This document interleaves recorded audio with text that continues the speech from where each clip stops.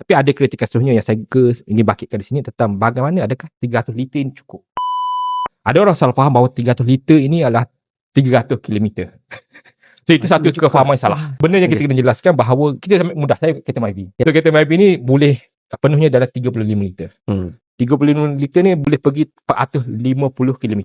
So itu menunjukkan analoginya bahawa dengan full tank saya hanya habiskan 35 liter saja. So ini menunjukkan bahawa 300 liter ni cukup sebab ada satu kajian dibuat oleh CJS International, satu cinta lah, mengatakan secara puratanya rakyat Malaysia ni, kita ambil purata ni Seremban ke KL ni, kita habiskan dalam 150 ke 200 liter sebulan. Bukan sehari, sebulan. So dengan kita letakkan begitu, bahawa ada lebihan boleh katakan 1 liter lah. 1 liter tu untuk pergi tempat lain lah, bercuti dan sebagainya. Dan saya mengatakan sini bahawa 300 liter ni cukup. Kerajaan ni progresif, kami cuba untuk melakukan sesuatu. Betul. So pasti ada kritikan. Kita kena sedar bahawa sebelum kita isi minyak, siapa-siapa boleh isi minyak. Tanpa kita tahu berapa banyak diisi minyak dan ke mana minyak tu pergi. Dengan ada data IC dan sebagainya, ini semua diberikan oleh kerajaan. Kerajaan boleh tracking siapa sebenarnya yang dikatakan ni.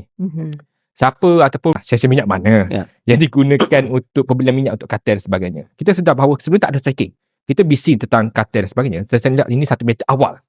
Bukan satu metode yang sempurna, tapi satu metode awal untuk mengekam kita kata SOP yang lama lah yang dibuat oleh kartel. So, pasti saya rasa kartel ni bukan seorang yang bodoh, dia akan cari metode lain. Betul. Tapi kita akan perbaharui. Dan sudah pasti dengan menggunakan IC ni untuk menjawab soalan Abang Aidil ni, dia mampu mengurangkan SOP yang pernah dibuat oleh kartel ni dalam mencuri minyak dan jual kepada negara asing lah.